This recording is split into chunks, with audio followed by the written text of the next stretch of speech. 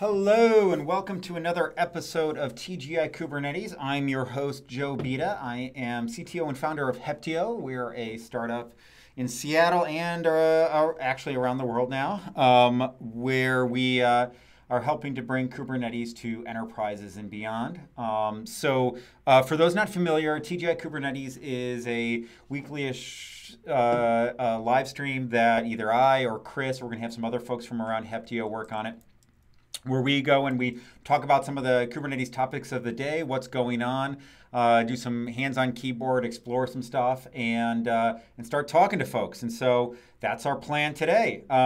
So today I'm going to be continuing talking about Knative.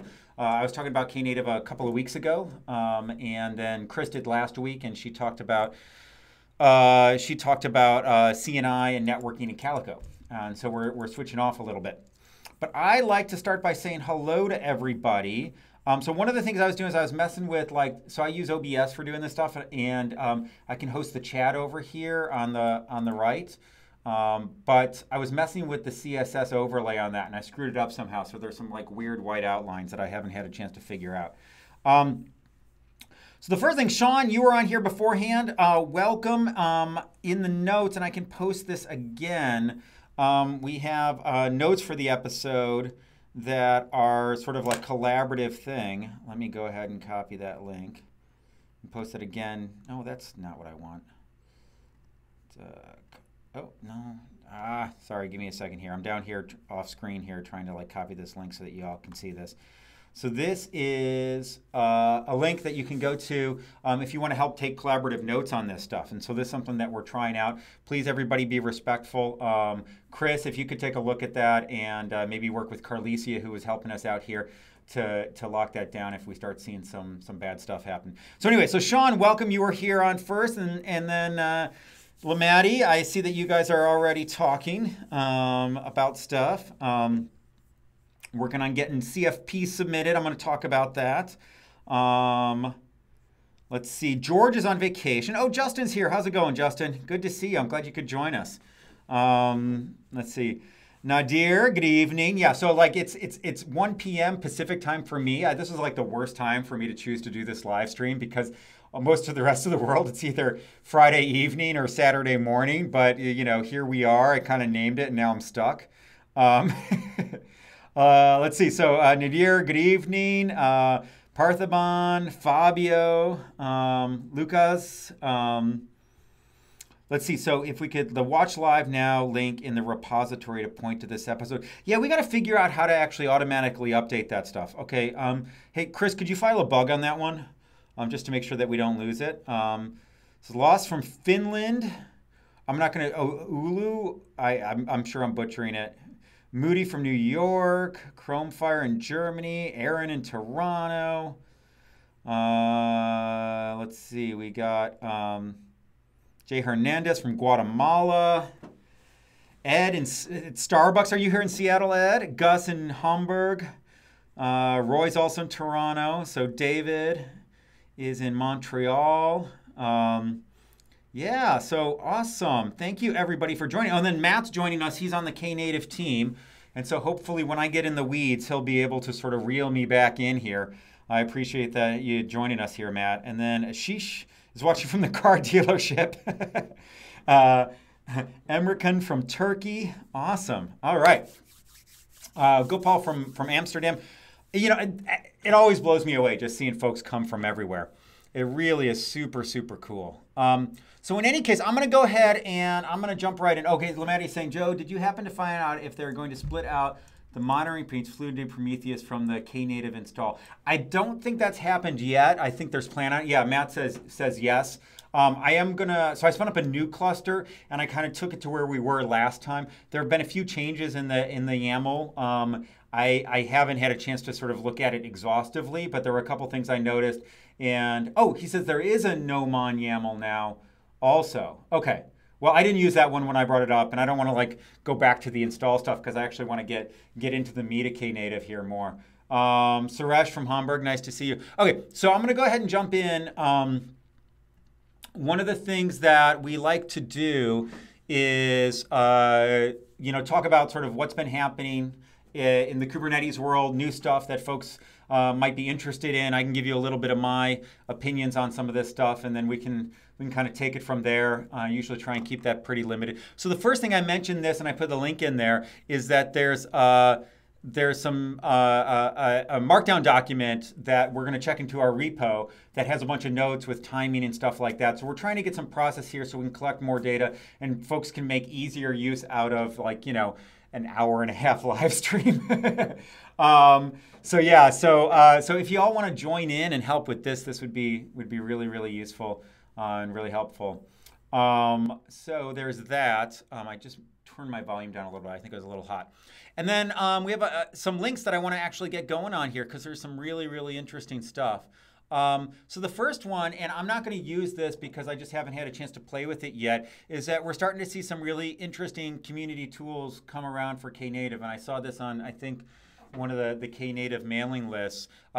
This is KN Cuddle. I'm going to call it Knuckle because I don't know what else to call it. And, you know, you always have to pronounce these things in the most unpredictable way necessary. But this is a helper tool that sort of builds on top of Knative. That was really built for Knative, I think. What's interesting is that some of the other sort of, you know, function as a service offerings out there, and I'm thinking specifically of the one that was sponsored by Pivotal Riff and I think OpenWhisk. They're looking at how can they provide sort of their experience building on top of some of the components on Knative, which I think is really interesting. We're starting to see this thing that looks like a thing, which is like, you know, serverless. It's a thing, right? Well, it turns out that serverless is made of a bunch of different parts. Knative provides some of those, and then other folks are starting to actually add stuff on top of it. And I think that's really exciting when you start seeing that ecosystem come along. So, Carlos, you are not too late. Welcome. And then Aaron is in San Francisco. Good to see you. Yeah, so I haven't had a chance to play with Knuckle yet. I'm sure somebody's going to be mad that I'm pronouncing it that way. But it looks really interesting, and I think maybe after we dive into some of the details, this might be something to take a look at and take a step back. Anush from Delhi, nice to see you. Thanks for joining us. All right, so that's really cool. The next thing I had on here was the Azure folks continue to improve their Kubernetes VS Code plugin. And this is something that's been difficult for me to actually use because of the way that I actually manage my kube configs. I don't have like one big kube config with everything in there. I actually have a different kube config file per cluster. And there wasn't easy ways to actually pick different kube configs for the VS Code extension. And so I whined on Twitter. I tried to do it nicely, but I still whined on Twitter. and like almost immediately there was a PR to actually fix this. That's still sitting there. And this is I think I'm trying to remember this person's name. I think it's the I stands for Ivan, I think. I'm horrible. Oh, and I have an extension that actually turns the GitHub things into Microsoft logos. I forgot I had that installed. So that's really excited. I'm really excited about that too. Let's see. So I want to catch up here. So Saeed in London, Sen in Washington, Brad in Auckland, Kane CTL. Yeah. Nice to see y'all. So it's good to start seeing that stuff actually come. It's Ivan. Okay, it's Ivan Tellison is the person that did that. So thank you very much, Ivan, for getting started on that. That's really exciting because I want to start playing with that thing, but it's just like the way I deal with kube configs made it a little bit tricky. Let's see. So other interesting stuff that happens, and this is something I haven't had enough of a chance to dig into as I'd like, is that GitHub announced an open source load balancer called GLB. And they had been working on some stuff in the past. And I don't know if this has a link to some of their previous stuff. But this is essentially, and if you go back and you take a look at, I did an episode on a TGIK on load balancing and ingress in the past where I actually drew out the relationships between like L7 load balancing and the way that you can do like sort of, L3, L4 load balancing. And there are different layers, different scale. When you're operating in the cloud, they generally have something that can do either layer 4 or layer 7 load balancing. And it's not uncommon for folks to use the cloud version of layer 4, but to save cost and flexibility, they'll use their own software version of layer 7 with Kubernetes. But when you're running on-prem, or bare metal, you don't actually have a lot of options with respect to layer 4 load balancing. And so it's really, really exciting to see some new options actually come out here. So again, this doesn't replace like HA Proxy Nginx or Envoy when you're using it in that mode. It actually plays, and I don't know, I'm sure they mentioned it. Do they mention maglev? No, they don't mention maglev. There's a Google paper on one called maglev. I haven't had a chance to dig into this as much as I like to see how much this actually borrows and sort of builds on some of the ideas in maglev versus introduces new ideas, but it looks really, really interesting.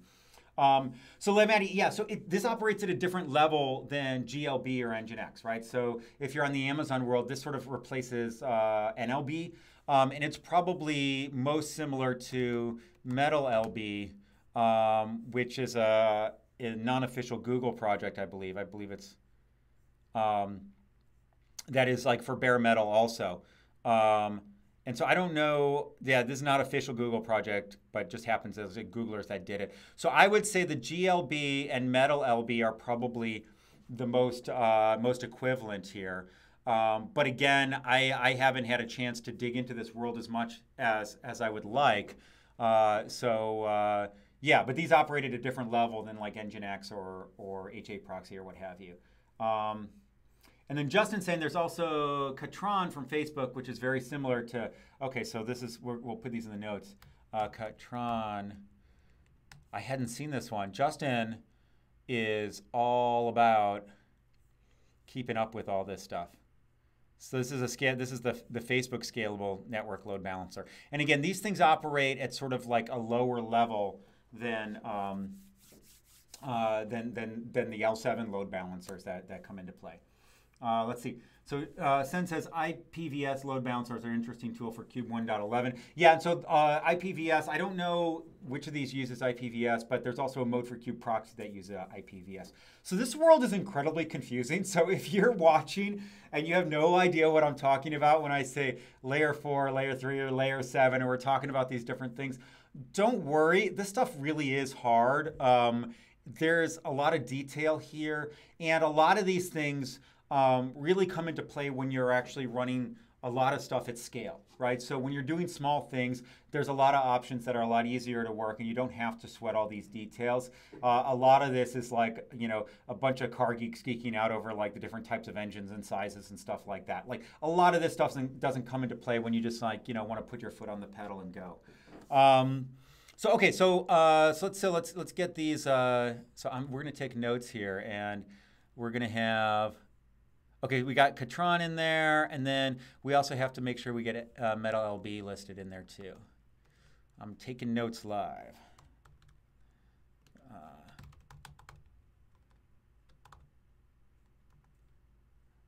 All right. Oh wait, there we go. I don't know my Markdown. Okay. And then there's the Knative docs, which we're going to save that until we actually start digging into Knative. So let me move that down there. Other stuff that I wanted to talk about. Oh, yeah. So Chris wanted me to share this. This is really exciting. There is, and this is work that Heptio is starting to do, is working on, and there's, you know, let's see. So you can... Let's see, you can expand. There's a whole bunch of docs and stuff that we're working on here. We're starting to actually build out a cluster API implementation for AWS, starting to scope that out because doodles and docs. Okay, so doodles and docs is the way to go. And so, yeah, if you're interested in getting involved, this is, so, you know, we did an episode on cluster API. Chris did one on CubeCon. This is something that Heptio is starting to invest in. And so we just want folks to get to know this a little bit. We're doing this stuff, you know, upstream, trying to get this stuff out there. So we want folks to see it. So let's see. So notes here. So you know, the OSI network stack, which is when people say layer layer 4, layer 7. They're talking about that stuff. There's sort of a level of meaning and sort of practicality that sort of like the OSI stuff is pretty cerebral. I like to call it the 7-layer burrito of networking. And then, so Justin's pitching his book, the Google SRE book on load balancing is a good thing, but also the TGI I draw some of that stuff out. Yeah, and then Aaron's saying that layer 3 is route by IP, layer 4 is IP and port, and then layer 7 is like packet content. So typically when people say layer 7, they're talking about HTTP aware load balancing. Yeah, the 8th layer is the political layer, exactly. Yeah, and then the one is the magic sort of like physical layer. All right, so there's that. Let's see, the next thing that I think is interesting, I'm not sure this is the best link, but Harbor is a new, or got donated to the CNCF, I believe, as a sandbox level project, and it's a registry for hosting images, which is really, really interesting. I think that registries are one of these things where there's all sorts of options out there, and they all have trade-offs, and there's really none that are perfect. And so it's great to see more options there, and especially ones that will be developed in the open, where we can sort of, over time move this in the direction that we want to go. So yes, I think this would be an excellent TGI episode. I would love to do an episode on Harbor. I think that would be great. Let's see, the next link I had here is last call on CubeCon Seattle CFP. So this Sunday, if you want to speak in Seattle at CubeCon, you have to get your August 12th, which is Sunday. You have to get your proposal in there. I put one in. We'll see if it happens. I don't have an inside line, so maybe I'll get to speak. Maybe I won't. So that's exciting. And there's a lot of folks working really hard to wade through all those submissions, see what they think looks good. It really is a lot of folks coming together. Yeah. So no. So Alex is saying that 900 words is never enough. I believe it's 900 characters or 9. It's like there's a character count, so it's actually pretty limited in terms of the number of characters that you can actually put there. So the synopsis of your talk has to be pretty darn short. And then so that's really cool. But yeah, so characters, which is like really short. Yes, no repeats. Yeah, so again, there's a lot of talks there. You should feel free to, even if you don't consider yourself an expert, you do have a perspective to bring. I think it's important to realize this world is moving so fast. Nobody's an expert on these things. So bring your perspective. Don't be afraid to submit a talk proposal. It's definitely a really exciting thing to do. Abinu, good to see you. I don't know if I'm Uncle Joe. I don't know if I can go with Uncle Joe there.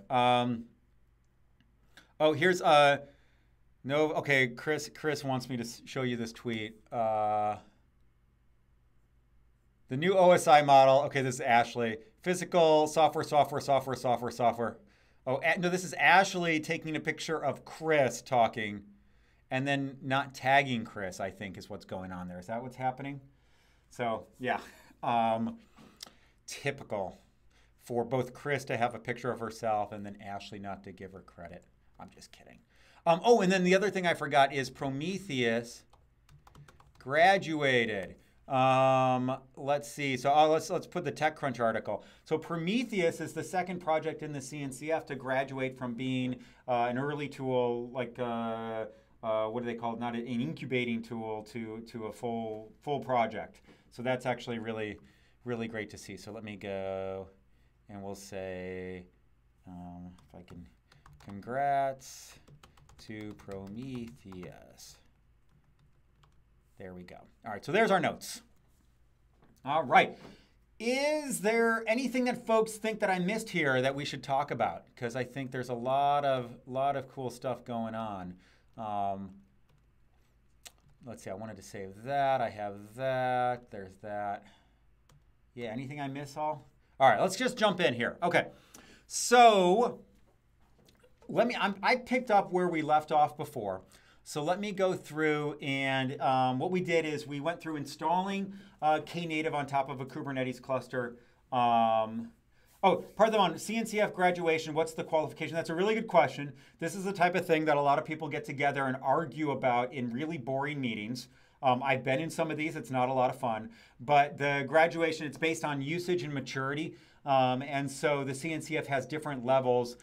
There's Sandbox, which is very early projects that are still in active sort of like building their usages. I think the next level is it's an incubation, or incubation, right? There used to be Inception, but Inception got renamed to Sandbox. And then there's fully graduated, with the idea that as we see usage, as these things are actually sort of are going to be, seen in the real world, they get fully graduated. Okay, so short summary of what we happened last time. So we installed Knative, and we got to the point where we could actually deploy something and then play around with some of the scale from zero, right? And so deploying Knative is actually both easy and complex at the same time.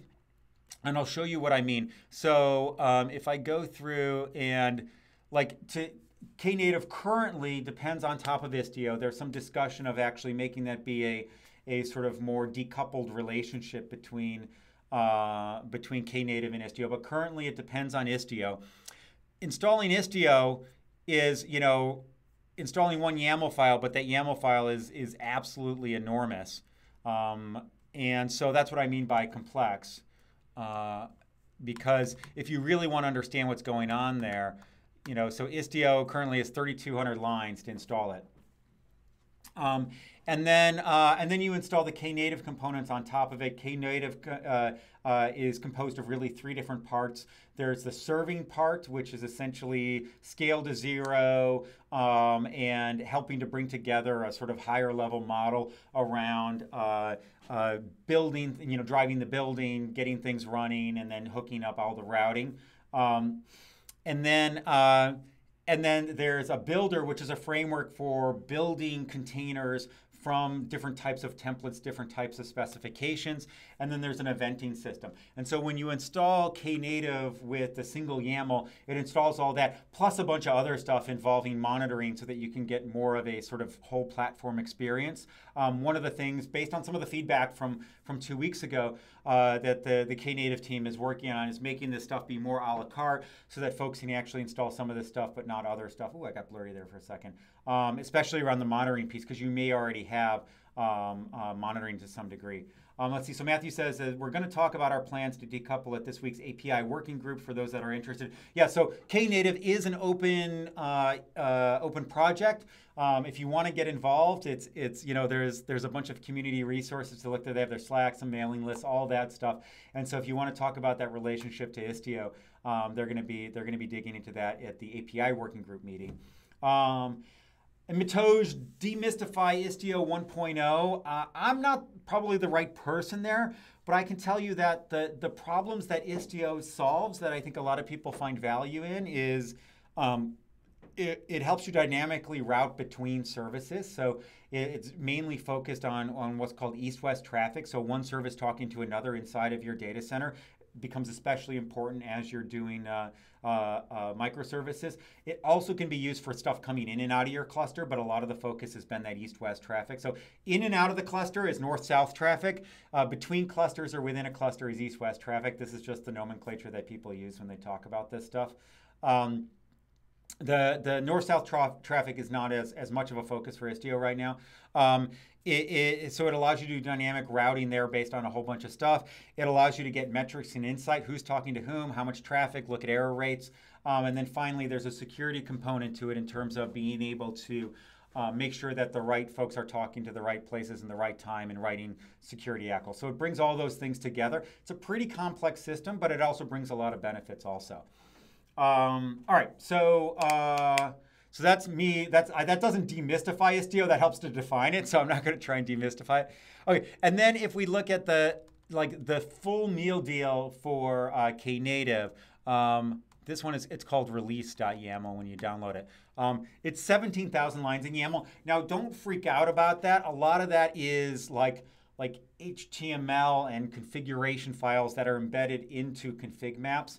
Without the monitoring, I imagine that gets dramatically smaller. And I do think, you know, as a community, we need to find better ways to actually ship things like dashboards and stuff.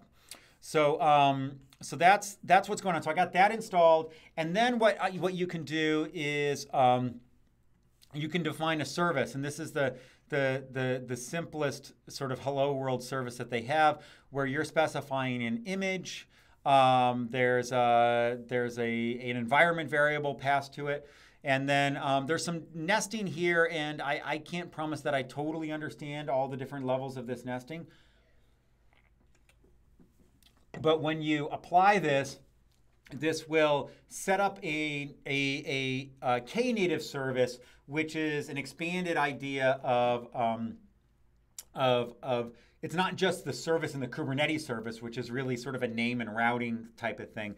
It ends up being that plus being able to actually get a bunch of pods together. So it's kind of like a deployment plus setting up the routing plus optionally doing a build, and that's not happening in this example, and bringing all that stuff together into a single YAML file. So there's still YAML here, but it really reduces the number of concepts so that there's just a Knative service to actually get stuff up and running. And I believe, and you know, you guys can correct me if I'm wrong, Matt, is that there was a focus from the get-go in terms of making sure that like common tasks could be reduced to sort of one API call, one YAML, one resource to be able to manage. Let's see. I'd love to see an episode on Linkerd2. Yeah, I'd love to dig into that also. And you know, I did Istio like a long time ago. It's changed dramatically also. That would definitely be something worth digging into also. Okay, so I went ahead and I applied this. And I did some other stuff also, so that I'm hosting this on the internet with my domain name. One of the things that changed since 2 weeks ago, and I brought this up to the Knative team's attention, is that now there's like 3 load balancers that get created, but you only need one of them. So if I do kubectl and Istio system get service, you'll see that there's actually 3 of them. There's one called Istio Ingress Gateway, and then Knative Ingress Gateway. This is the one that we care about. It's likely that these 2 are sort of redundant, and there's some talk in terms of removing those, or maybe those are optional, or all that. So anyway, so what I did is I took this, I remapped this to a domain, tgik.io, and then there's a config map in the Knative, the Knative system namespace that you can change so that it knows about tgik.io. Yeah, it's going to be expensive to do one of those. I brought that up with the team. This is the type of thing when like you don't have to pay for your cloud resources, you do this stuff. But I'm sure they're gonna dig into that and address that.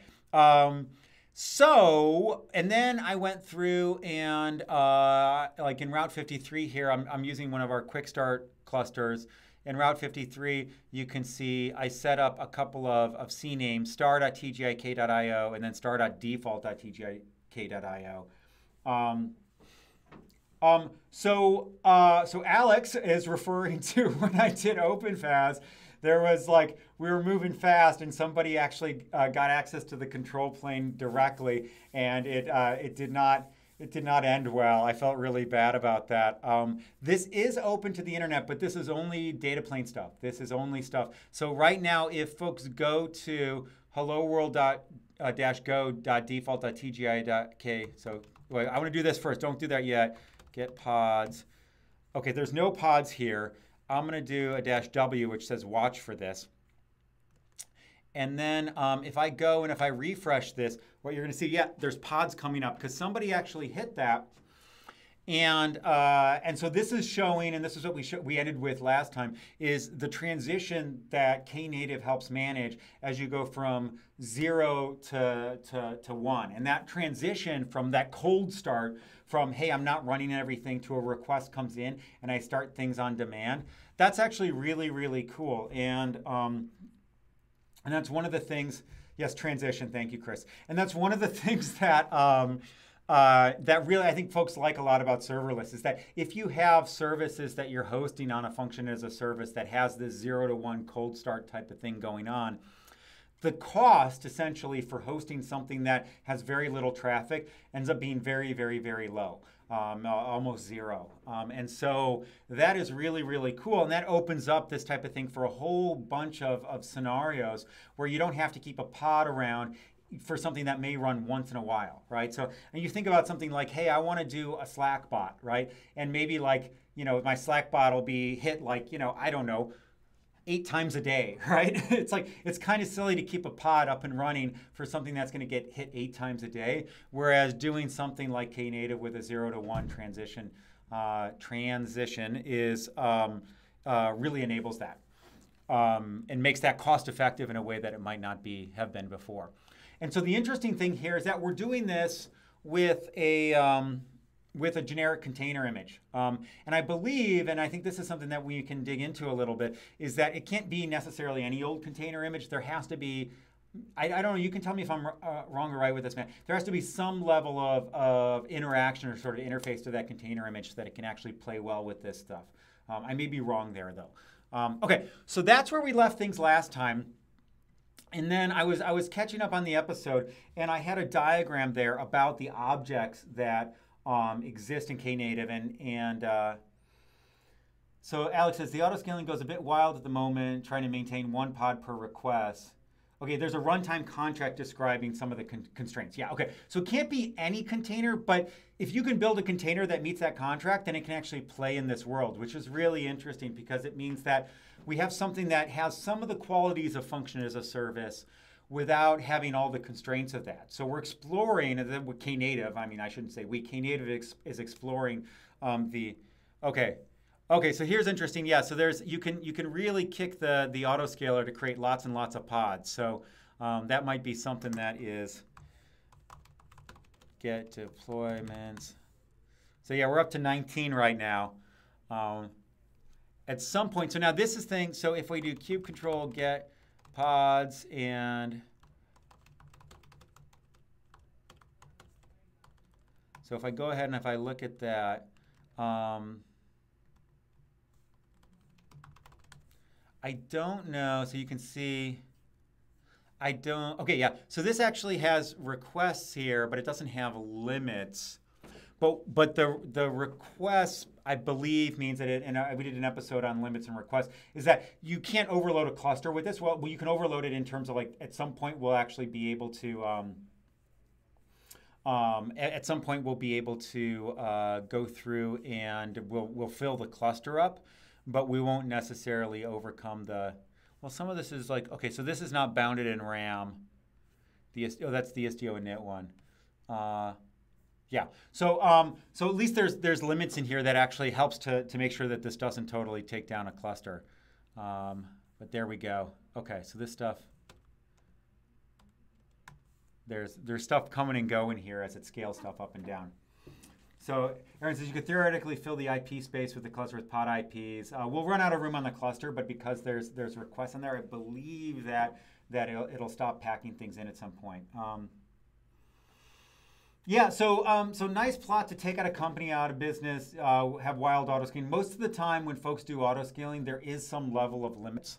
I was actually at a conference last week, and one of the things that came out of that, this was ObservabilityCon, OliCon down in San Francisco, is that the failure modes of systems in the cloud, especially serverless, and you see a little bit here is different because a lot of times things fail and like you stop serving requests. When you're running in the cloud with serverless, essentially things like Lambda, when you fail, it actually hits your credit cards because like there's a credit card in the loop. And so the failure mode is not necessarily your app going down, but really, really big bills, which is an interesting aspect to that. Okay, so we got that up and running, which is really interesting.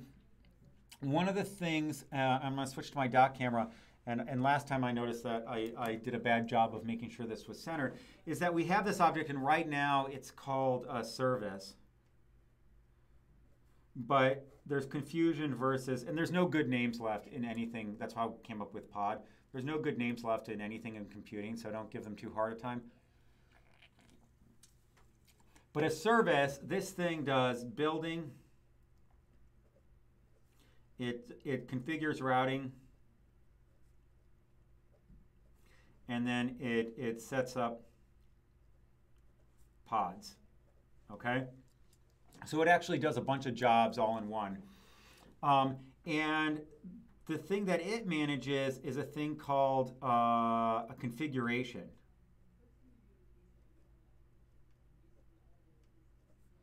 And I believe, and Matt, correct me if I'm wrong, that this is the setup pods type of thing. Gets pods up and running. And then a configuration runs a thing called a revision. And a revision manages a deployment, which manages a replica set, which manages pods. And then the service, and we're not going to do the build thing yet, but the service also manages a thing called a route, a Knative route, and this goes ahead and this configures Istio to be able to point at this. So point at the, well, I mean, eventually it points at the pods, right? And so service is a one-stop shop for configuring all that stuff. And so the relationship between configuration and revision is similar in some ways to replica set and pods, or deployment and replica set is probably the more similar relationship there. So one of the things that I wanted to dig into is that there's certain things that you can do with service, but then there's other places where you're going to want to deal with routes and configurations directly. And so I wanted to start today, we're 36 minutes in, but I wanted to start today by digging into some of the relationships between those things and explore that. And so the example that I was going to start with here, and let me switch back to the screen, is this routing and managing traffic with a blue-green deployment. And so with a blue-green deployment, what you're going to have is multiple revisions, and you're going to set up a route so that it actually manages across those revisions. Now, one of the things that I don't know, and maybe I don't know if the Knative team has worked through this, but if you launch something with a service, is there a way to say, you know what? It's like when you're driving your car and it's automatic and they have that thing where you can shift it into manual and say, I'm going to control the gears now. Is there a way that I can actually shift gears from doing something as a service and then say, hey, I want to manage the routes and the configuration manually? Okay, no, so you have to go ahead and recreate it essentially to do that. That might be an interesting scenario to think through because there are technically ways to do that and with Kubernetes by manipulating labels and stuff. And so, being able to make those transitions happen might be something. It's going to be rare, but it's doable. All right, so we have that hello world up and running, but we're going to actually start a new one called blue-green demo. Okay, and so we're going to create a new file called bluegreendemoconfig.yaml. And we're going to save this. Yes. And then we're going to copy and paste this. And so this is very similar to what we saw before, except, let's see. So where service stops reconciling so it's like, can you delete the service and then but leave the stuff it configured behind? Yeah. Marco, welcome. And then Moody, you like when I draw stuff, you can read my horrible handwriting. And the problem is that the document camera here, this table, I'm at a standing desk. And so it gets a little shaky, and it's usually not too bad when you're just looking at me in the corner. But when I'm writing in the document, it gets kind of annoying. And I've been meaning to fix that, but haven't had time to do it. All right, so this is essentially gonna launch this thing. This looks, honestly, a heck of a lot like a deployment. I'm sure there's some, in the revision template looks a little bit like the pod template that the deployment sets up. But this also deals with some of that 0 to 1 request stuff that you have to deal with. Okay, so this says, okay, so we have one and we have an environment variable saying it's blue. We're going to go ahead and do that. And we're going to do cube control apply -f blue. Okay, so we're going to go ahead and do that. And you'll see that it's usually when you first launch these things, it has a pod, and then eventually it'll scale that back down to 0. I think that's what'll happen here. I haven't done this yet, so we'll see what happens. Ooh, we got a bunch of these things. Somebody is definitely hitting this hard. So as these things spin up. This, by the way, is one of the hard things with autoscaling is that how do you make sure that you actually are scaling the right way? There's certain types of languages like Ruby where you want to have a lot of backends because they can each only handle one request at a time. Something like Go is a lot more flexible. And there's ways when you describe your image to Knative in terms of what mode there is that's running. And I believe that's part of the contract with the pod. All right, so we got this thing running. I'm going to take down the hello world one. Kube control get list, or no, get, and then it has to be service.serving hello world.go. Kube control delete service.serving delete. Okay, so we'll go ahead and we took that down. So now we're gonna get a cleaner view of all the pods. And by the way, Alex, I don't know, who's hitting that, but like when we did it, the early one, I was using really small images for that. And so one of the things I learned my lesson about is that when you're doing these demos, you don't want to have a totally under provisioned cluster because you never know what's going to happen here. So yeah, so those things are all terminating now. So okay, so I got this thing running. It's pending, which means that it's probably still downloading stuff. I don't know. That's taking a long time to actually download.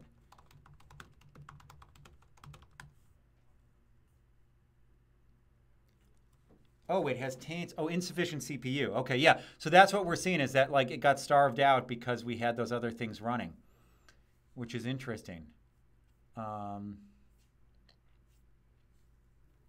So we're gonna, it'll eventually catch up as this stuff happens. Okay, so that'll launch because, okay, so yeah, so our cluster did fill up. That was a denial of service attack due to the autoscaler there. Yeah, okay. So since as Docker seems to get some performance issues, create and terminate containers. Containerd seems better. Yeah, so Containerd is actually really coming along. They've been doing a lot of work to integrate their CI/CD with the Kubernetes CI/CD, make sure these things work together. And so from what we've been seeing, I know Red Hat and folks have been putting a lot of work into Cryo, but in terms of working with the community, Containerd is really coming a long way, which is really exciting. Okay, so now that thing's running. All right, but you'll notice that if I kube control get, it's called the configurations. If I look at the YAML of this, the status is it's running, but it's not actually hooked up to the load balancer yet because I just created a configuration because this is one of those things. So the next thing we got to do is we got to go ahead and we have to create the route. And so if I go through here, and so what do we call? We're calling this blue-green demo route.yaml. Okay, blue-green demo route.yaml. Okay, and we'll put this in here, and let's try and sort of figure out what's going on here.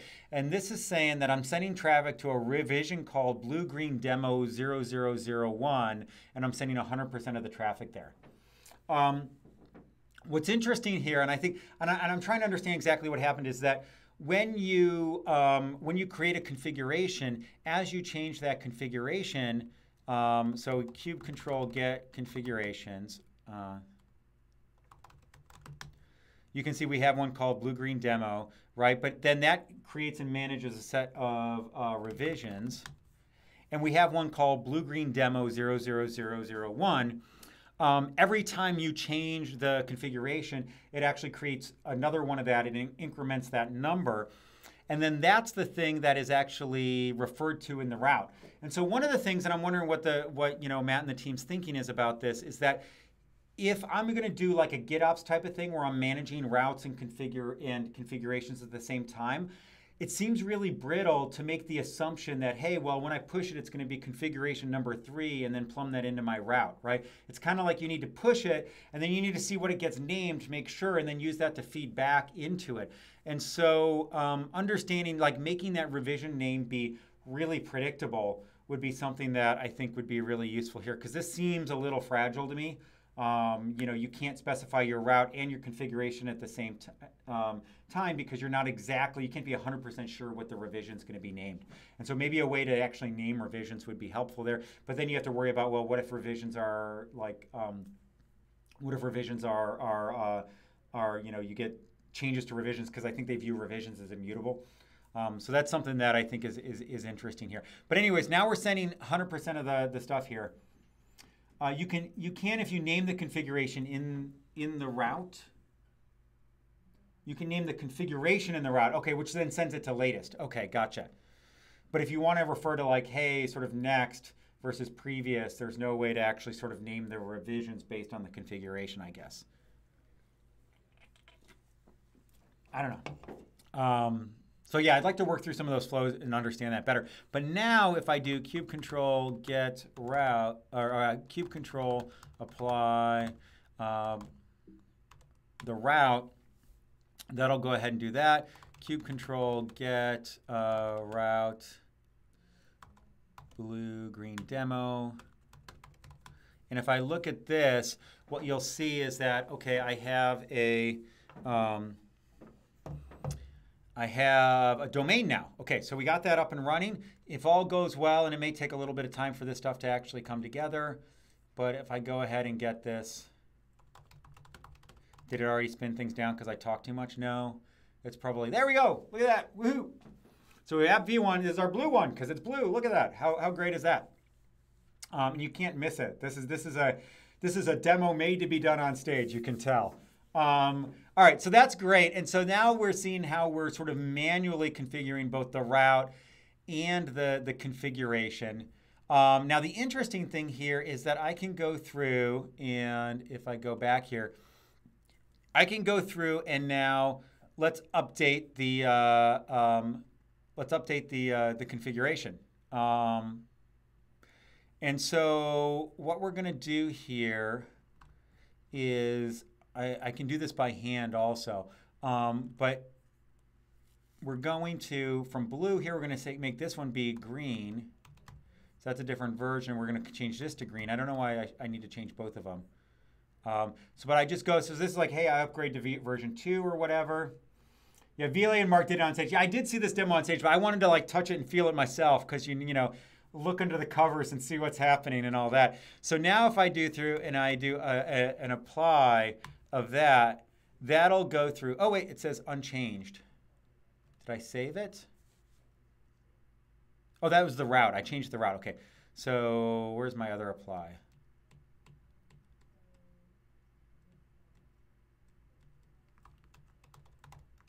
There, config. Okay. So now I got that going. So Justin, I love how you get excited for things that I'm sure you've done 1,000 times. No, I haven't. So this is the sadness of my job. All my week, like every day, every meeting is just talking to people. I don't get to play with computers much anymore. It's like this and then weekends. It's like this is the thing that sucks about doing a startup is I don't get a lot of time to code right now. So this is fun. This is like the highlight of my week to do this stuff. All right, so now we got this up and running and like we've updated the configuration, but you'll see that like nothing's changed, right? And this is actually by design because now if I do kube control get revisions, I see I have both of these things running. And if I do kube control get pods, I have pods from both of these things running also. And was that another Justin that was talking earlier that I may have said was the same Justin? I apologize if I got the Justins confused earlier. Okay, so I got this stuff up and running, which is great. But now what I can do is, so now what we want to do is we want to update the route so we can actually start sending stuff to these things. And so the first thing we're going to do is we're going to actually plug in this new revision, but like, hey, we're going to try it out a little bit because we're like, you know, maybe that green version is a little sketchy. So what we're going to say here is that we have the traffic for this particular route, and I have a revision name, and I'm going to send 0% of my main traffic to it, but I'm going to have a named route, which is sort of an alternate way to actually get to this stuff. And so that's what this V2 here is. Now, as I do this, what you're going to see is going to happen is I'm going to go ahead, I'm going to apply this, and it's going to configure things. Now, if I just went, I know, I'm getting in there, Matt. You're way ahead of me. Don't worry. I know how DNS works, man. But if I went through and if I did like v2 dot, and I'm not going to hit this because then we'll hit caches and it's going to screw things up. And I may have already done that because like I'm sure Chrome is already looking this stuff up on me.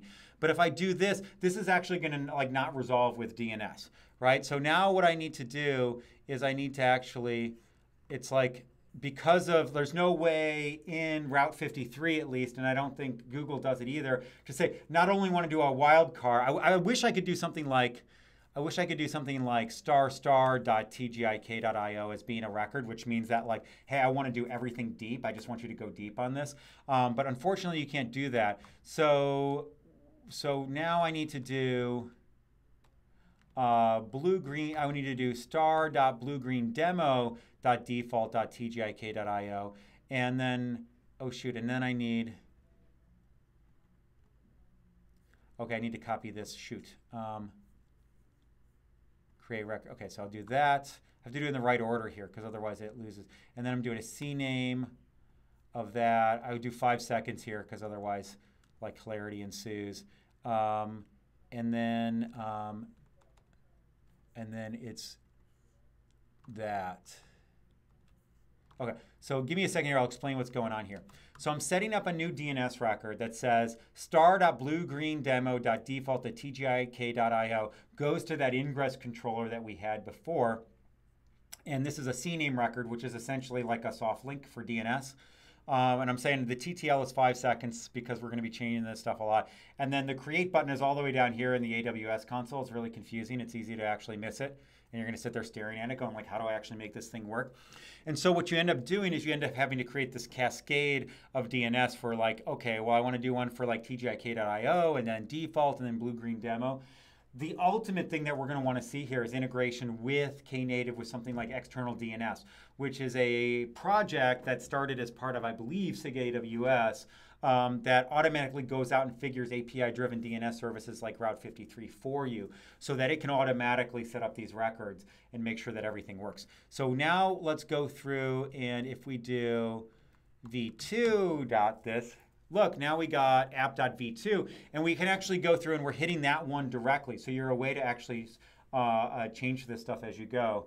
And so you can sort of test out the next version before you actually do the previous version. And like we call this blue-green, but I've also heard people refer to this as sort of like rainbow deployments because you can have 30 of these things running at once. So what is the docs on the DNS, having to update the DNS or namespace collision? You know, but the general idea is that you can have multiple instances of your app running at once, and you can start trying them out before you sort of swap it into the new one. Oh, the external DNS stuff, getting that up and running. Yeah, that'd be super sweet. Okay, so now, but if I go back to the sort of like the regular one, it's still V1, which is like, okay. So I found a way to like canary things beforehand. So now the next step in this route is we're going to go through and we're going to split traffic 50-50. And if I go through and apply this, and a lot of times when you're doing these demos, you'll do this and rainbow.yaml, exactly.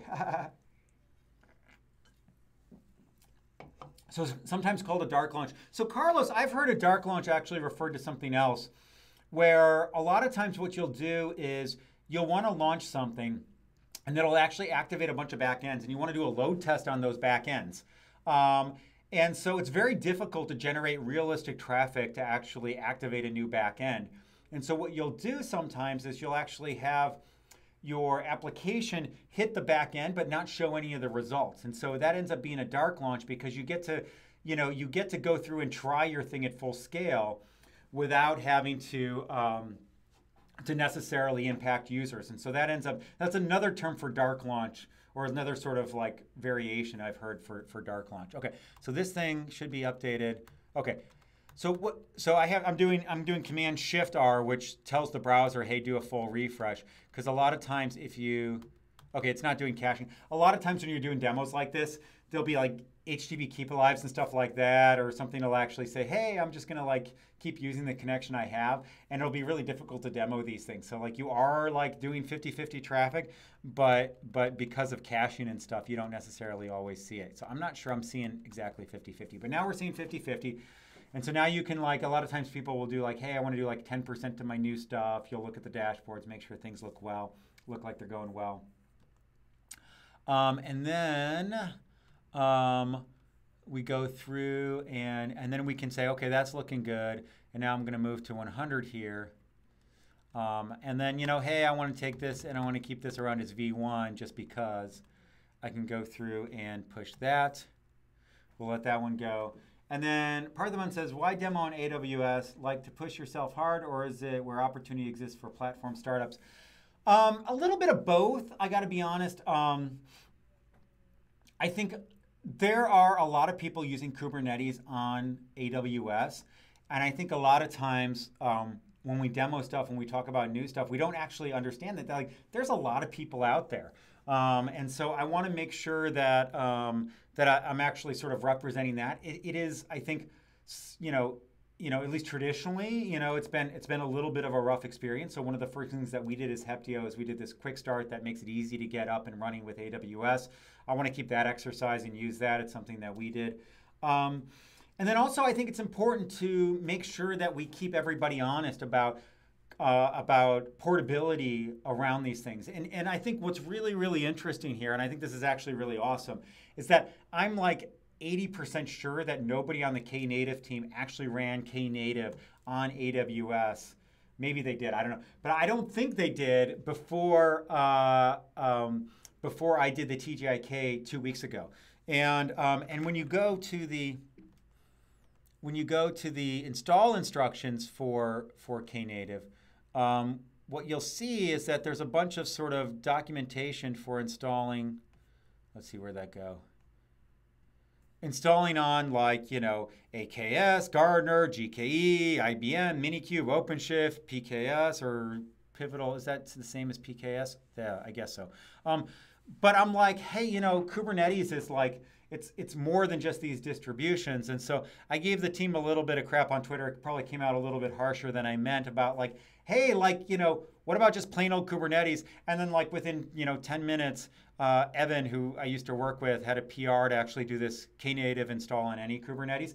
And the fact that it actually worked is pretty much out of the box, I think really speaks to the level of portability that Kubernetes brings to the table. And I really want to keep exercising that. Now it's not, I'm not going to promise that it's always going to be seamless and you're never going to hit issues across platforms, but like the fact that like these things mostly just work out of the box is really pretty amazing across cloud. And then Alex says, are you using EKS or just your own cluster on VMs? We are using, I'm not using EKS. This is the Heptio quick start. And so this is, it's a solution that we did, a reference deployment, the AWS Quickstarts, which is a single zone cluster in a CloudFormation template. And so it builds on top of CloudFormation and kubeadmin to bootstrap stuff up. And so we did this a while ago. We've been keeping this up to date over time.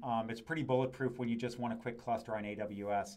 And if you're okay with a single availability zone, it's not crazy if you run multiple of these things for redundancy to actually use this for production services. So yeah, so there's that. So that's what we're using there. Okay, so now this is up and running. Now we're totally on V2. But if we want to go back to V1 because, I'm all retro, I can still do that because I kept that route around. Added to the show notes. Yeah, it's also youtube.com. Like if you go to our YouTube channel, it's like right up here, I think takes you to it. Yeah, so, but I'll add that to the show notes. In fact, let's do that right now because that's how we roll.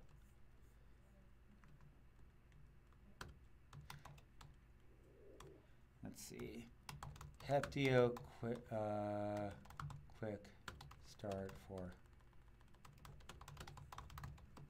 Yeah, and like the naming there is a freaking mouthful because the Linux Foundation has like we had to work with the trademark because you can't call it like Heptio Kubernetes because we don't own Kubernetes. Kubernetes is a community project, right? So it's the quick start for Kubernetes by Heptio is sort of what the lawyers decided on. So yeah, so there's that. Okay. So we got this up and running, which is really cool. So that I think is really exciting that you can actually go through and you can start doing this blue-green deployment which is something that was possible to do outside of Knative, but you had to be, it was a lot more manual to actually sort of manipulate ingress routes to be able to do this stuff. You had to like muck with labels and stuff like that. So that is super cool. So that's what I wanted to dig into, and I think we pretty much went through the demo here. Routing all traffic, and then cleaning up. We can go ahead and delete that stuff. Yeah. Let's see. What really no one speaks about is bare metal. You're right. Bare metal is hard. It's harder. It's a lot harder. And I really want to do a TGIK in bare metal at one point. We actually have a stack of Intel NUCs that I could use for that. It's hard to set up to demo. It just takes a lot of time to really prep to do that stuff. Because, it's not just like, me and a camera and a terminal window. You have to sort of like, you're dealing with a lot of different computers. And so that gets a little bit trickier.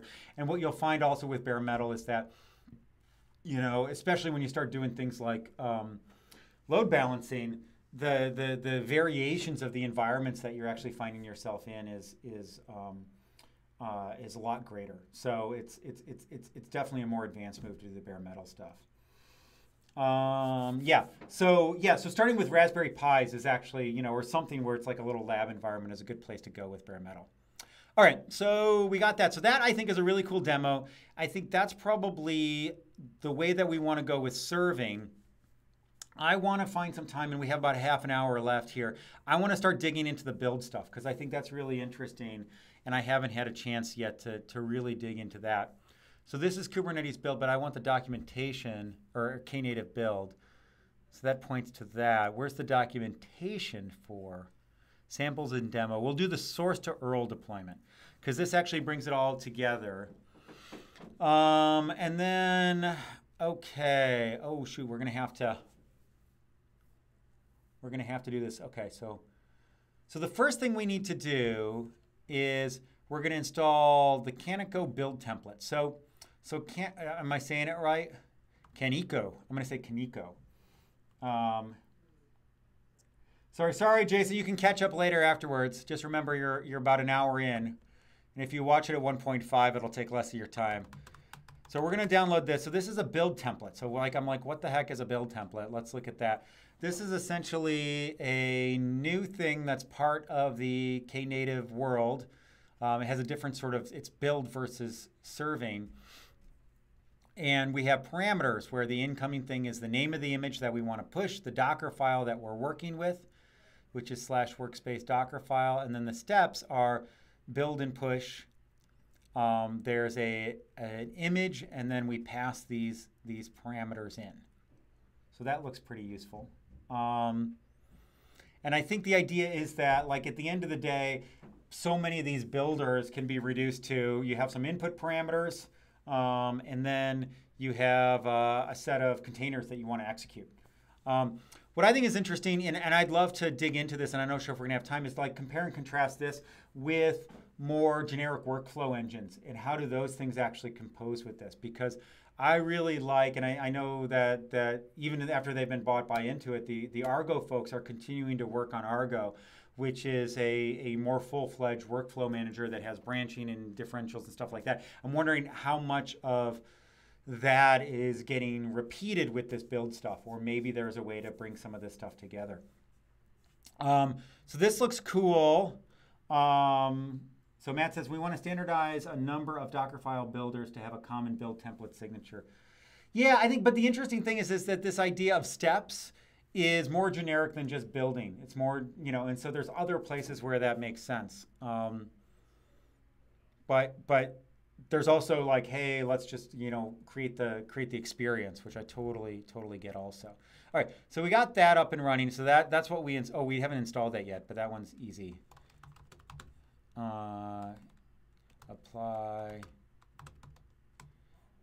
Boom, that one's created. All right, so now we got to register secrets on Docker Hub.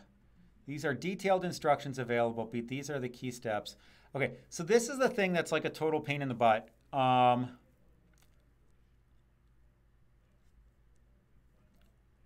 Yeah, okay, so and this is Give me a second here because I'm trying to think how are we going to do this because I should have done this beforehand. Let's go through. What I'm going to do here is you're going to stare at my face. Ooh, I'm blurry. Is it adjusting? There we go. Okay. What we're going to do is you're going to stare at, well, actually here, I'll show you what we're going to do. I'm going to switch back to the camera. We're going to use the AWS registry to do this stuff. So this is, it's under the Elastic Container Service tab, and I have an example Python here. Let me delete that repository. Now, the Amazon one, I did a TGIK on this also, is that we're going to call this one, we're going to read ahead on here. What do we need to do? The name of the image. We're going to call it app from source. Okay. Google Cloud Builder, similar approach, steps. I hope it works. We're going to try this out, man. So that's okay, right?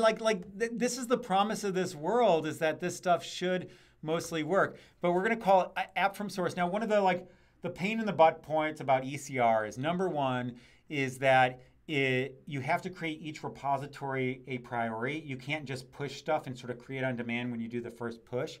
And then the other thing is that the URI ends up being like really freaking long, which is a total pain in the butt.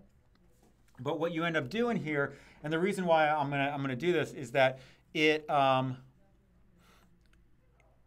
it depends. I think, so what you end up doing is, the other thing that's a total pain in the butt with ECR is that without using other systems, you only ever get short-term credentials. And so, so what we have here is we run this. And I'm just going to hope that nobody tries to copy my screen here because there's a lot here. The user is AWS. Okay, so let's go back. We have that going on there. Okay, so we're going to create a secret. We're going to call this secret.yaml. It's not very secret since I'm broadcasting it to the world.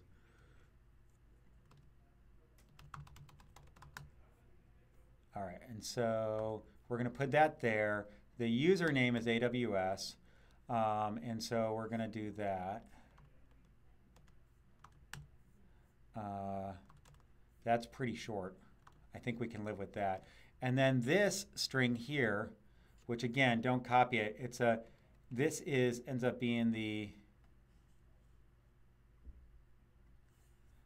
being essentially the password for this, which is itself obviously base64. But if I do echo, okay, so I copy it. I can do pb paste to base64 and to pb copy. This may or may not work. Boom. Okay.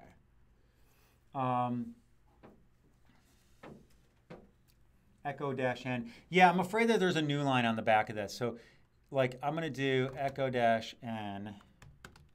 And yeah, because there was a new line at the end of that. Base64 pb copy. And yeah, okay. So yeah, we had a new line at the end, and that'll definitely confuse things sometimes. Do you need the equal at the end? Yeah, I got an equal there at the end. And then this one did not have an equal at the end, did it?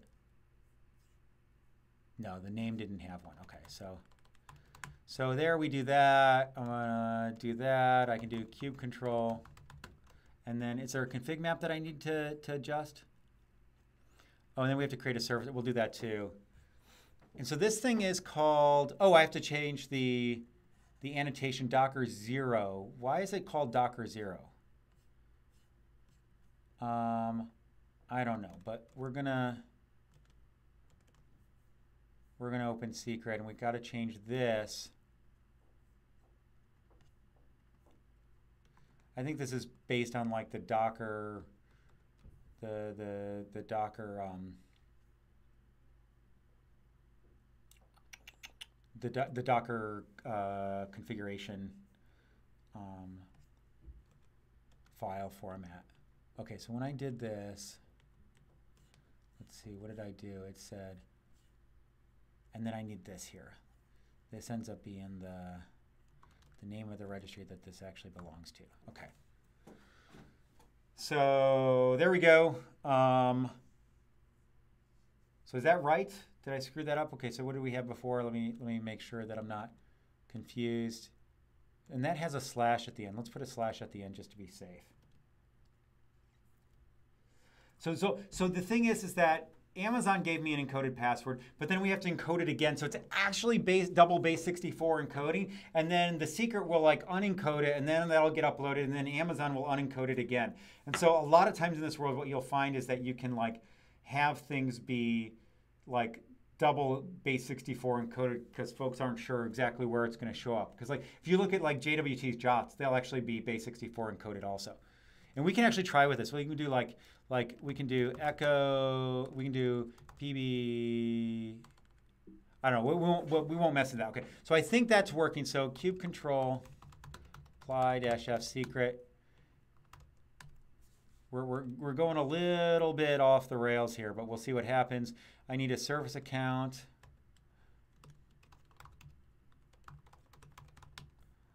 We'll go ahead and we'll create that. It's called BuildBot. We need knuckle build login. Yeah, that'd be good. I'm set. It's going to be knuckle from now on. I just want to make that stick. All right. So we get that right, and then deploying the sample. Okay. This sample uses this thing to create a basic Go application. We'll look at this. And this has just a Docker file that uses the Golang Docker image and copies some stuff in and then does some stuff. Copy from, okay, yeah, and then this is a so what's interesting, this is a multi-stage Docker file. And there's a point of order here because it turns out that like the versions of Docker that are well supported and battle tested with Kubernetes aren't necessarily the ones that have the multi-stage build support. And so using something that's totally user mode, like the Go stuff, is interesting because it's totally independent from the version of Docker that you're actually running under the covers, which is really good. So we got that going on. So let's see. If it's done with the Knative config map, it'll use the IAM instance profile. I think maybe. I didn't want to rely on that. And a lot of times, I believe we actually block access from containers to the metadata server on the host because it's kind of unsafe to enable that for everybody. We do that in the Quickstart. It's probably best practice when running AWS in general. So unless you're running something like Kube to AIM, which also has its own issues, you're going to have to actually plumb this through manually. Now, if you actually do the type of building where you actually reach around Kubernetes and talk to the Docker socket directly, that then actually may have its own ways of actually uploading. So this stuff gets, there's like so many things that are happening here. So, so we got that up and running. Okay, so let's go through and no, that's not it. We're looking at this one here. Okay. Oh yeah, and this is where it has the thing that actually gives me the heebie-jeebies. So we're going to call this one, okay, so we're going to like rename service.yaml because we're doing a bigger service.yaml. This one's called app from source. And now we, instead of just the revision template, we have this thing called build. And there is some funky YAML going on here. That's what I'm going to call this, funky YAML. And it turns out that when we started using YAML for Kubernetes, we just wanted like a prettier JSON because JSON is a total pain in the butt to author by hand. But YAML comes with a bunch of other features that you may or may not be aware of. Some of those are like values in YAML can be typed. Like you can go through and you can do string here is like, that's like, I believe it's like double bang. I don't know. Maybe I'm wrong. But that ends up being like valid YAML. There's a way to actually say this is the type of this thing. And the other thing that you can do is that like YAML produces a parse tree. You can actually name nodes of the parse tree and you can actually create essentially a DAG where this image and this value both point to the same stream here. And so this is a way to use this where you're not actually going through and referring to the same, you're not referring to the same image twice. You don't have to like copy and paste it in multiple places. I'm not a fan of this because I think YAML is already hard enough. Adding more voodoo there is kind of not great, but But you know, it also sucks to have this stuff duplicated. All right, so this thing is going to be called, this is going to be the name of our image, right? With that awesome 9500548, like it just rolls off the tongue. We put this once, and then this is actually going to, this is the image that the builder is going to create, because see, this is the argument coming in. And then you can say that that same image is the one that we're going to go ahead and launch. And so I believe that the way that service works is it launches the build. It sees if the build's successful. If the build's successful, then it goes ahead and actually creates the revision. So there's a sort of workflow built into that. Yeah. And so, I mean, some of the questions I have here, and maybe like I need to learn more, is that like, is there a way to say, hey, I want to like automatically make sure that the tag actually matches up? Can I actually have my build actually have an output, which is the image name that gets plugged in here? Is there a way to actually plumb parameters through that you can do in a general sort of CD type of pipeline? Or is this something where you just always use latest and you do image pull policy and you're all like YOLO about it? And let's see. So Aaron says lots of projects use and abuse YAML as a poor man's declarative language. My CI just does Helm template and outputs the rendered templates. Yeah, so I think a lot more folks are using Helm template. This is what Istio is doing right now without using Tiller, because Tiller has its own sort of set of ups and downs. Okay, so we got that up and running, or we got that defined. Now let's go ahead and let's let her rip and see what happens. What I'm going to do is I'm going to do this, and then we're immediately going to watch the pods that are coming in. So we still have the blue-green stuff running. So now we're running app from source. So it's actually, it took that thing and launched it. Now it's launching that first step in there with the inputs that we gave it. It'll then go through, sync to that Git repo, run the Canico build thing, generate the container image, and this all happens inside the container in a relatively safe way. It still needs root in the container, so it doesn't support rootless containers, but it doesn't need what are called privileged pods with Kubernetes. It doesn't need special privileges above and beyond just being able to run with root. This will generally work in most clusters unless you have a pod security policy that says you must run as non-root, in which case Canico will not work. There is efforts to be able to support, you know, building Docker images with true rootless containers, and so rootless means that you don't need to be root to be able to launch the containers and do stuff. But that is that's still work in progress. Like OpenShift for doing the rootless stuff.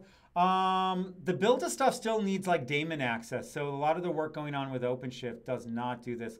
Jesse's been pushing this stuff with her image stuff. And then Lord Cypher, God, I don't know, I just know him by his handle. He's been working this on from the OCI side of the house for a long time. And so there are efforts in that direction to be able to do true rootless things here. So Matthew says it's somewhat a function of trying to make these separable building blocks. We want folks to be able to build 0 to n images or things other than images. Okay, so you are looking at it as sort of general workflow type of stuff. Builda, yeah, builda. Okay, so, that's not good. The fact that I'm seeing that thing in init multiple times. Oh wait, no, it's actually, it's running things, it's bringing it up. Okay, that is good, it's making progress. So it's probably downloading some images here. We're going to do, let's see, I always forget the sessions, profile. Now we want to do shell split horizontally with a new sort of big font one. So we'll go ahead and we'll do that.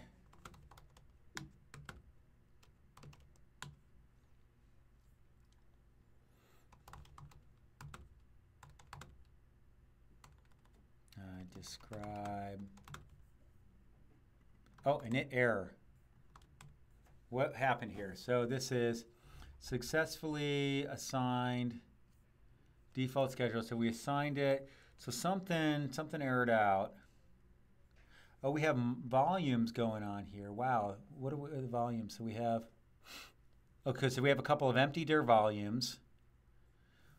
So those are things that, and then we have the secret and we have the buildbot token and stuff. Okay, so that stuff. So we pulled the image. That stuff all worked. What failed? Init error.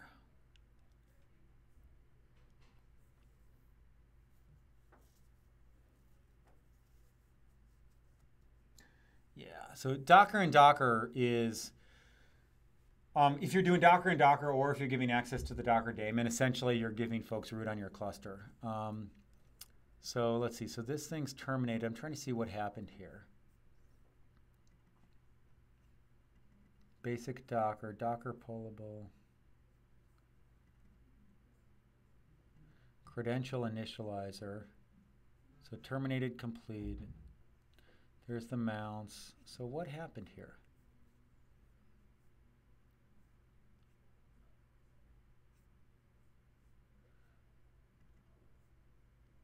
So I don't know which one failed.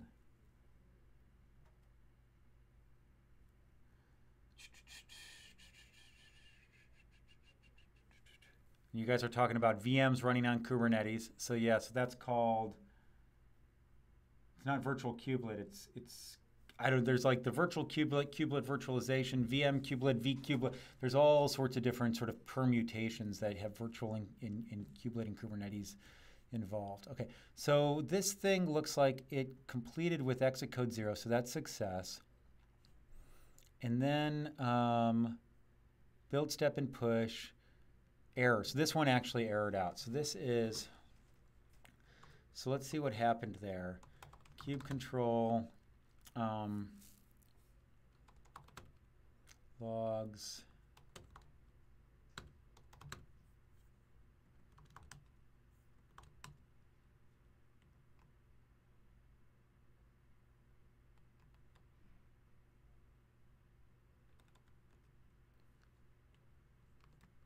Logs. Okay, now I gotta do that. There we go. Okay.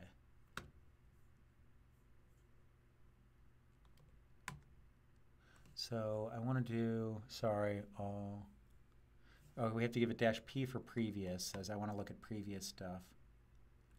Previous terminated container no op is waiting to start pod initializing. So something went wrong here. Look at the build status. Oh, I can look at build status. Okay, so if I do kube control get build app from source, it's got to be the secret. Okay, so we have terminated exit code 1, reason error, build step exit with 1, image docker pullable, blah, blah, blah. Okay, so for logs, run this. Oh, look at that. Okay, let's give that a try. Does that actually tell me what happened? Okay, there we go. All right, no files were changed, adding empty layer to config, no matching credentials found for this. Okay, so it wasn't able to find the credentials. Does that mean that we screwed up in the secret where we have to do that maybe? How does it actually find the credentials? Did that slash actually hurt things? Try dropping the slash, that's what I thought. So kube control, apply, secret. Oh no, it'd be up here.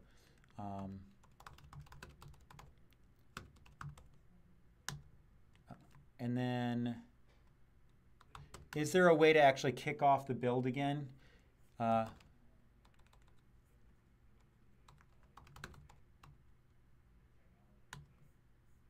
So we're just going to go through and we're going to delete this pod. Kube control, delete.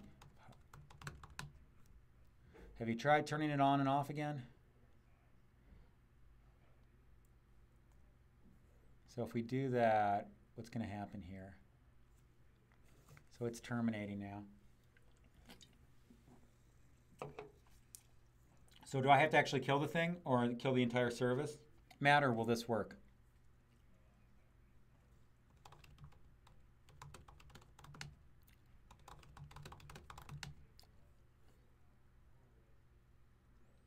How do I actually cause it to retry here? Do you know? Deleting the service will work. Okay. All right, that's less than ideal. So I'm going to give you that because, like, let's say I have a service, I do a new build. I could also, okay, so I could also go to latest 2, and that would tweak it. Okay, so it's similar. Yeah, I would think about, like, there's times when the declarative model of Kubernetes actually falls over, and that's things like, hey, I want to, like, I push a new image. They're both called latest. How do I do this? With deployment, you know, you generally would do an annotation on that. In fact, there was a thread on Twitter recently where folks were like, hey, how do you make sure that you roll your deployment when you update your config map?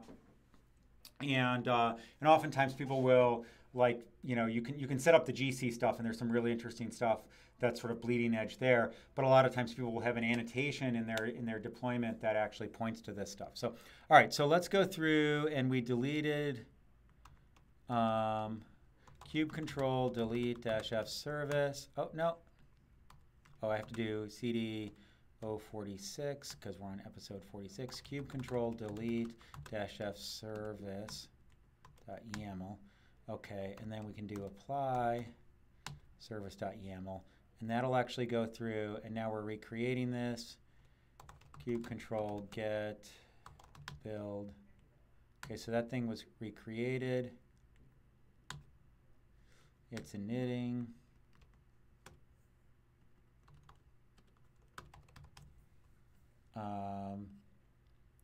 Okay, well, look at that. Build, status unknown, state succeeded. I don't know what the difference between those status and state is, but spec and status, so that looks like something good happened, right?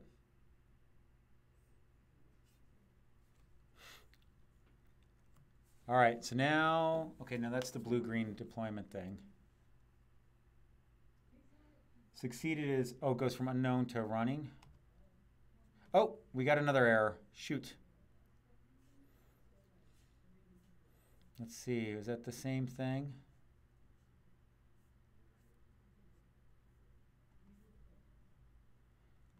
Man, your authorization token is invalid. Okay, so we made progress there. We found the right thing, but it turns out our token is invalid. So that means that this thing, we screwed up on this thing somehow. So let's go and redo that again. Let's see, we'll go back to Amazon.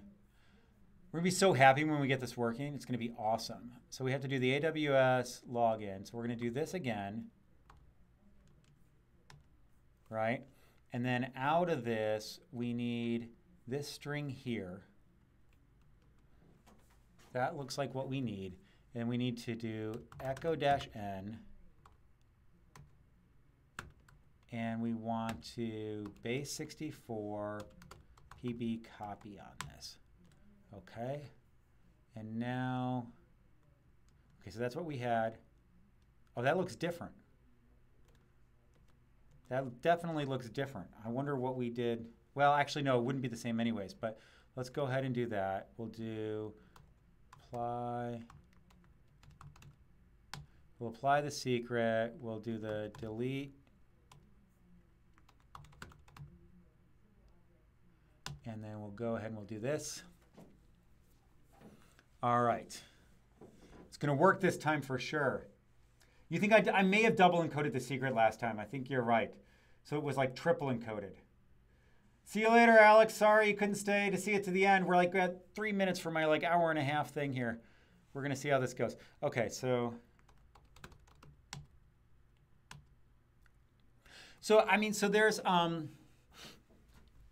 while this is kind of doing its thing here, I'm gonna pontificate a little bit. What's interesting, I think, about Knative and build is that it turns out that there's lots of ways to skin this cat.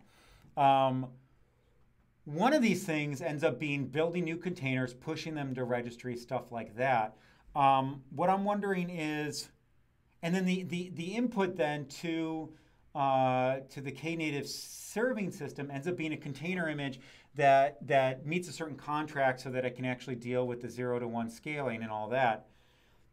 But I think like over time we're going to see new ways to actually be able to build containers really fast, because a lot of times, you don't actually compile a program with a multi-stage build like what we're doing here. A lot of times what you end up doing is taking an image that is mostly stock and maybe injecting just a little bit of data into it. And so what I think is interesting here is that right now with the Knative model, you still have to push something to a registry. So Jib is one that does it for Java, right? So it's like, how do we actually streamline building this stuff for Java?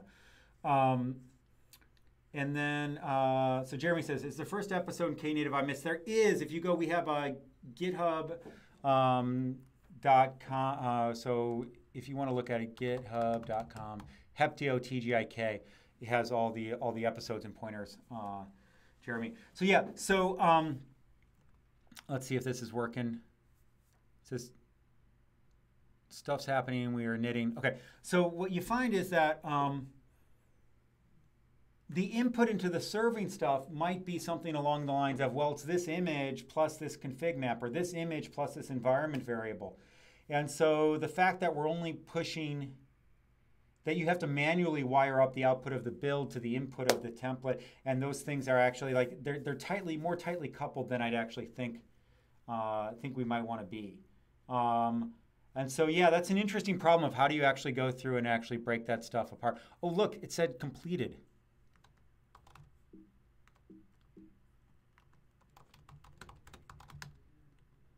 So let's see, did it work this time? Oh, look at that, it worked. That's amazing.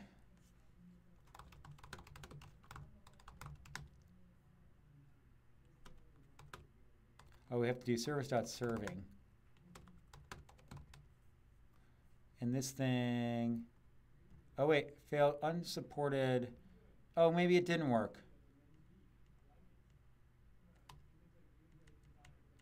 I thought it worked. Everything says completed. Woo woo. Yeah, so let's see, did it actually push? So we can go here.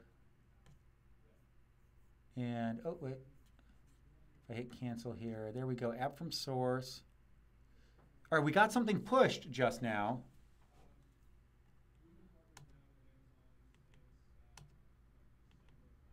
Service.serving. So what is going on here? Oh, ha, ha, ha, ha. Yeah, we pushed, but now we can't pull. Oh, man, okay. All right, so notes. Yeah, so there's the tag to digest resolution. That might be it also. But I think we definitely, oh man,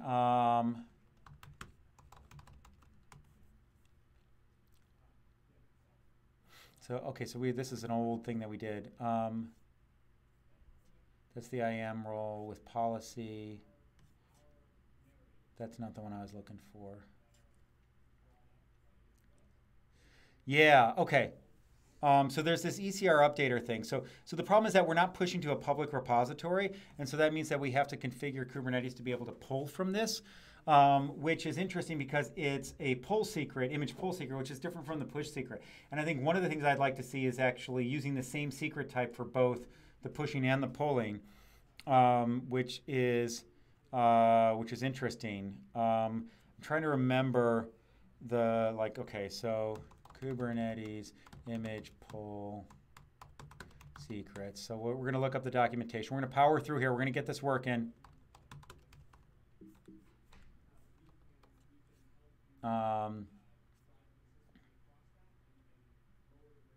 That's the pod, use cases, blah, blah, blah. All right, so an image pull secret, we can do create secret Docker registry. We're going to call this ECR, and Docker server equals push commands. Okay, so we had this up here. We're going to go Docker server is this thing. The Docker username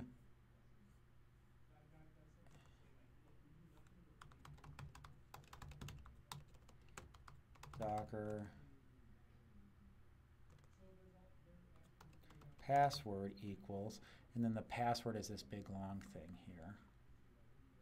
And we don't want to base 64 encode it because kube control create will go ahead and do that. Wait, so one name, exactly one name is required.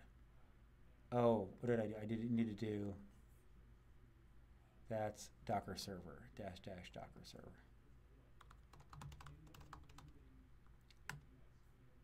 All right, so we created one.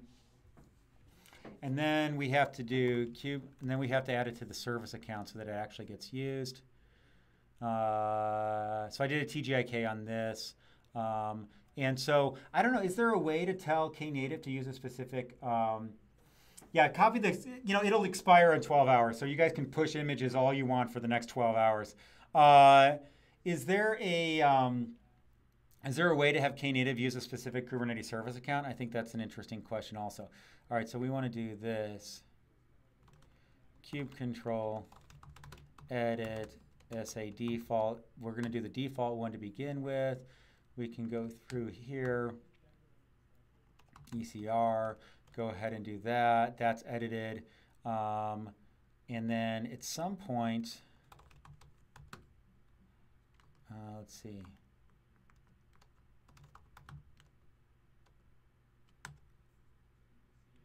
Okay.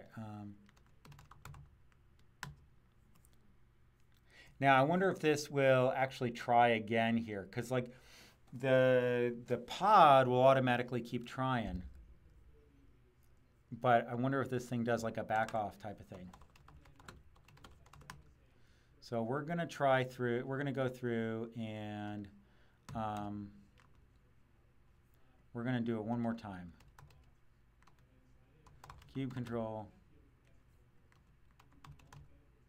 We're going to do that. Apply. We're going to give it one more try. Okay, service count name foo. Okay, so you're able to do that. Okay.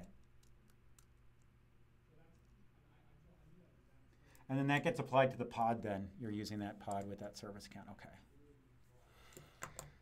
All right. Yeah, these are the nitty-gritty details when you're using this stuff for real that just get painful. And I know it's like painful to watch also, but I also think that folks appreciate seeing like, hey, this stuff isn't easy.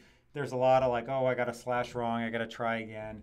Documenting this stuff is tricky because like, I think, the documentation here was using Docker with a public repo, right? And the truth of the matter is that anybody who's anybody is going to want to use private repos for this stuff. Yeah, Docker creds, it's a mess, that's for sure. Okay, so this completed now. Oh, we got ready, configurations ready, routes ready, unknown. That looks better. I don't think we have. So there's the image.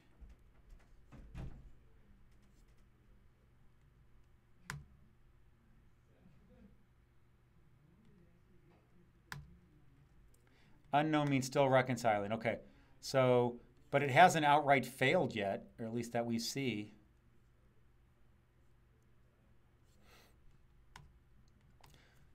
And it could be that that Knative doesn't know about image secrets. Is that? So I have a revision here. Oh,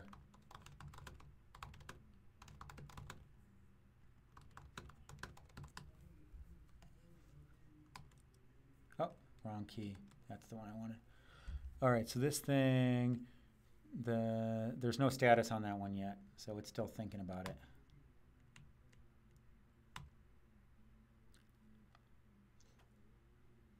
True means done reconciling and it's okay. False means it's failed.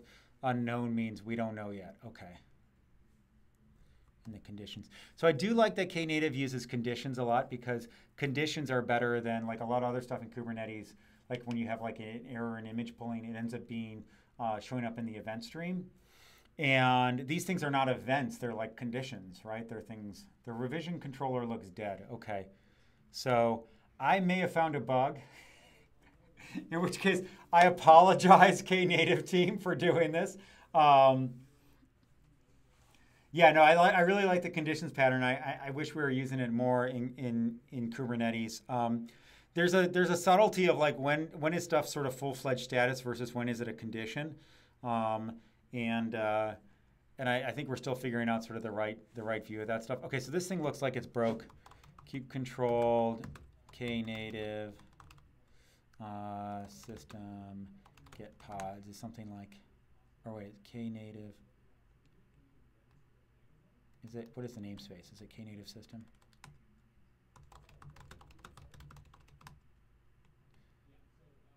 Knative, okay, the build.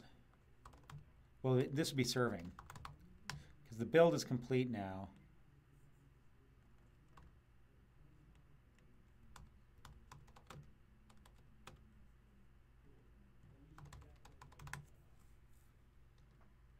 What logs?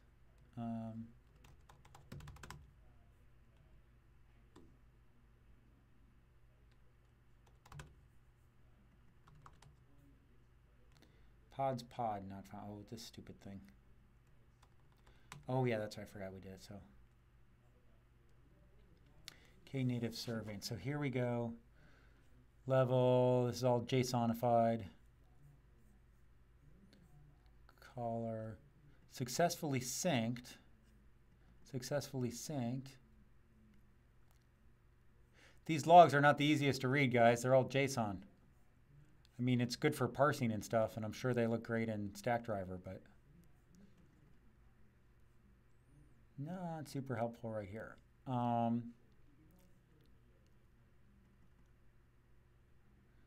don't see, so the revision controller here, service controller, I don't know.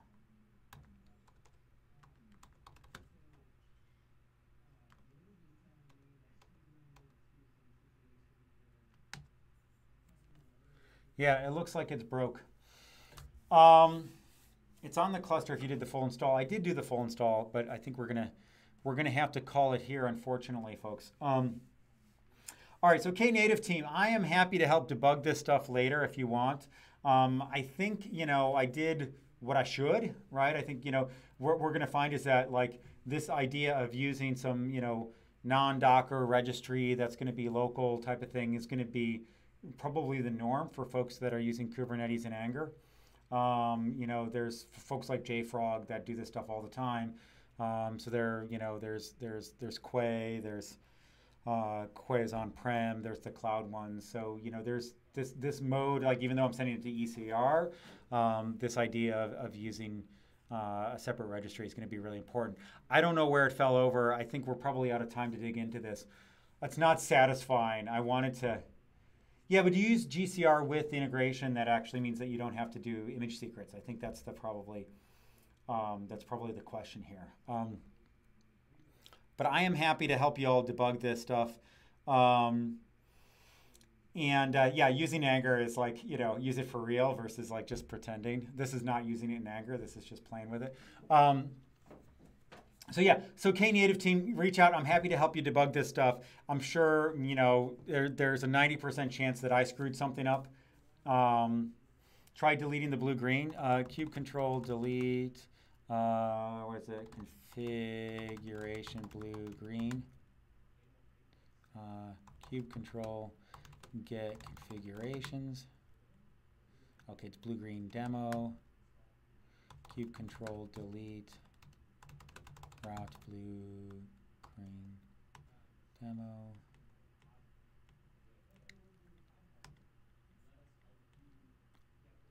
Oh, configuration app from sources waiting for a revision to become ready. Oh, that kicked it a little bit, it looks like. So cube control, get revisions.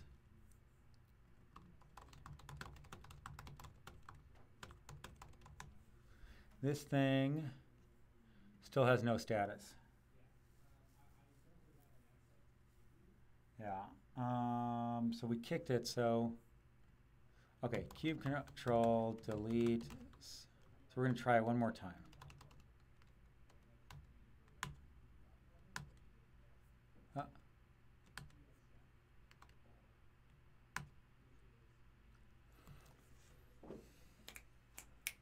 Something's up. I broke it. There's a good chance that I did something screwy here too. So we're gonna give it one more time. If this doesn't work, I had to call it because otherwise, you know, we're probably seeing everybody's dropping off. There's nobody left.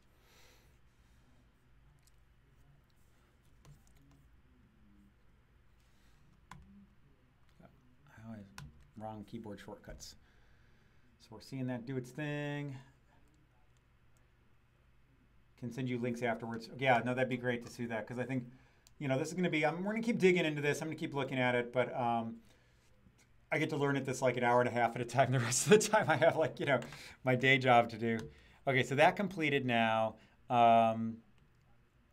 So the question is, what does the revision say? I still have no status on that.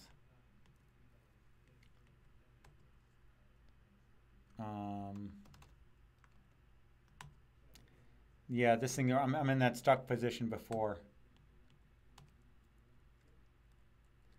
Yeah, I think it's broke. All right, well, that is unfortunate. I always like to end these things with like a victory dance. Yeah, so something's wrong here. We'll get to it. I think, you know, a lot of times I stretch this stuff in ways that wasn't originally intended, and that's one of the reasons why I like to do this stuff on AWS, is that, you know, it helps to sort of, you know, suss out some of the sort of edge cases, make sure that it, you know, this stuff is not, you know, smoke and mirrors, and I'm not, you know, Knative is not smoke and mirrors. I'm just, I'm guessing that this is probably just some simple bug where something, you know, dropped out of syncing, and so if you give it the right kick, things would go ahead and get started again. But we're out of time, unfortunately. Thank you, everybody, for joining me. Next week is going to be Chris again. She's going to be doing an episode on Cilium, which is a CNI eBPF networking solution. And then after that, I think we're going to try and get Duffy on. He's one of our field engineers, and he's going to go deep on something. I'm not sure which, but Duffy's a blast, because Chris and I are both going to be out. So that should be pretty exciting then also. So again, thank you everybody for joining me. Sorry we didn't get that exciting thing at the end, but hopefully you all get a feel for how this stuff works. And once you get this stuff rolling, I think the idea is that, you know, building and pushing and naming all this stuff becomes really, really, really seamless. So have a good weekend if your weekend hasn't already started, and I'll see you next time. Thank you.